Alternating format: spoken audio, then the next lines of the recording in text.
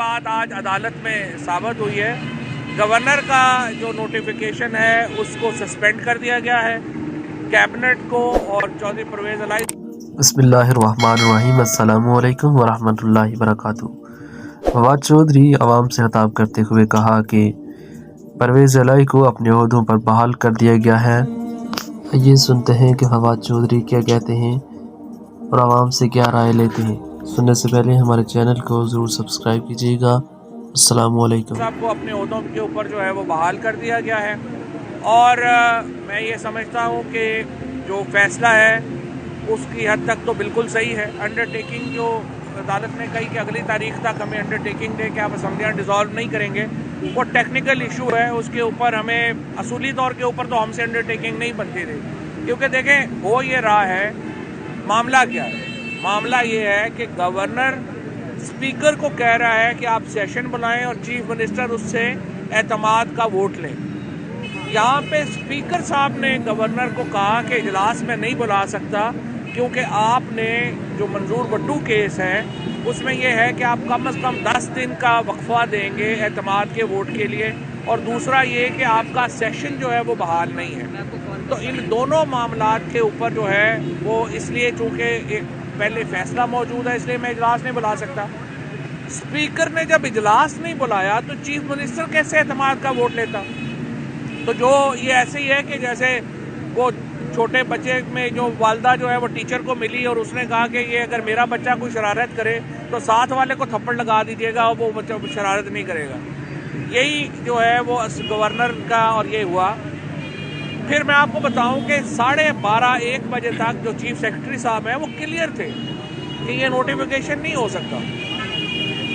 वो उन्होंने एक लेटर लिखा गवर्नर को वापस और चीफ सेक्रेटरी ने उसको कहा कि देखें ये लीगल ओपिनियन इस पे चाहिए। और बड़ा इंटरेस्टिंगली लीगल ओपिनियन जो रूल्स ऑफ बिजनेस में जब चाहिए होती है तो आप किससे लेते हैं? आप या लॉ मिनिस्ट्री से लेते हैं या एडवोकेट जनरल ऑफिस से लेते हैं। जो गवर्नर साहब हैं उन्होंने अपने वकला से एक लीगल ओपिनियन बनवाई और बनवा के चीफ सेक्रेटरी को भेज दी, और चीफ सेक्रेटरी साहब बेचारे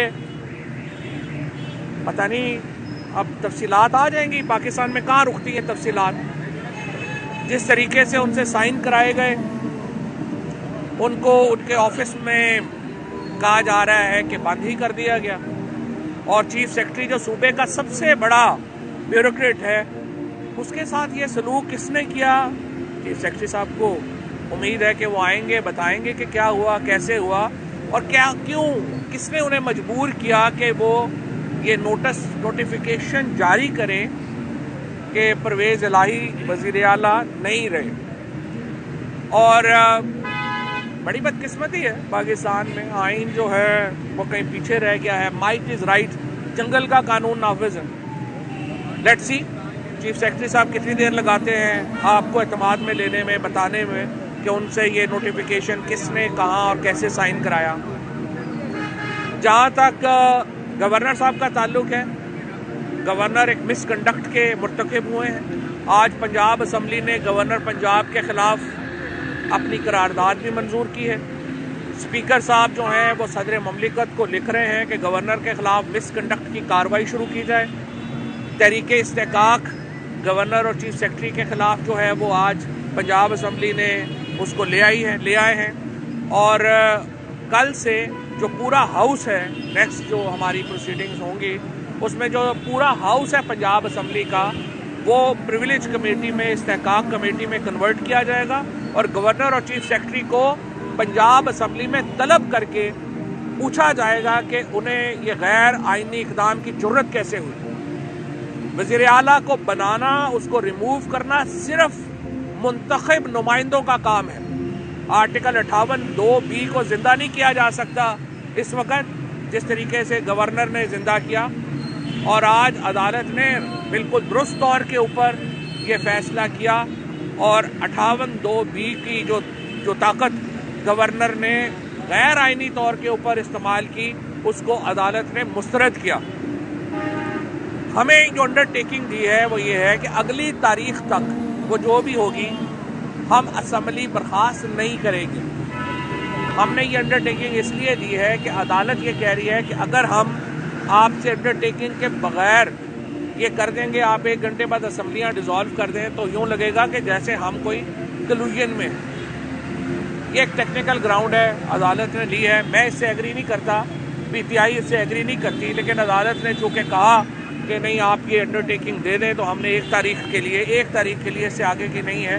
असम्बलियाँ बाहर हाल डिसॉल्व होनी है, आप हफ्ता ले लें, आप 1.5 हफ्ता ले लें, लेकिन इससे आगे मामला नहीं जाना।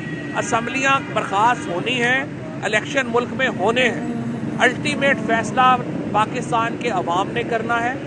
ये जिस तरीके से मंडियाँ लगाई जाने की कोशिश हो रही है, जरदारी साहब बैठे हुए हैं, फलाने PC में आके बैठ गए हैं, सिंध के मिनिस्टर पैसों के बैग उतार के यहाँ पे बैठ गए हैं, ये नहीं चलना। अब हम इंशाअल्लाह ताला ये जितने भी चाहे 5 दिन है या 7 दिन है या 8 दिन है ये केस चलेगा, हम पहले ही तैयार हैं वोट ऑफ कॉन्फिडेंस लेने के लिए। सिर्फ हमने ये कहा था कि इतना मौका हो कि जो हमारे MPAs मुल्क से बाहर हैं वो वापस आ जाएं, और हमें उम्मीद ये है कि हम अगली तारीख से पहले ही शायद अपने मेंबर्स पूरे करके तो हम ये वोट ऑफ कॉन्फिडेंस वाला जो शौक़ है गवर्नर का ये भी पूरा कर देंगे। लेकिन आज जो ये बहाली हुई है इससे ये साबित हुआ कि गवर्नर का जो नोटिफिकेशन था वो अनकॉन्स्टिट्यूशनल था, उसकी कोई हैसियत नहीं थी, और गवर्नर एक गैर मुंतखब गवर्नर, सिलेक्टेड गवर्नर एक मुंतखब वज़ीर आला को घर नहीं भेज सकते। सदर ममलिकत से ये मेरी दरख्वास्त है, स्पीकर के जो लेटर है उसके ऊपर फौरी कार्रवाई शुरू की जाए, गवर्नर को हटाने के इक़दाम किए जाएँ, और पंजाब असम्बली इस्तेहकाक के ऊपर, प्रिविलेज के ऊपर जो है वो इन दोनों से अपनी तहकीकात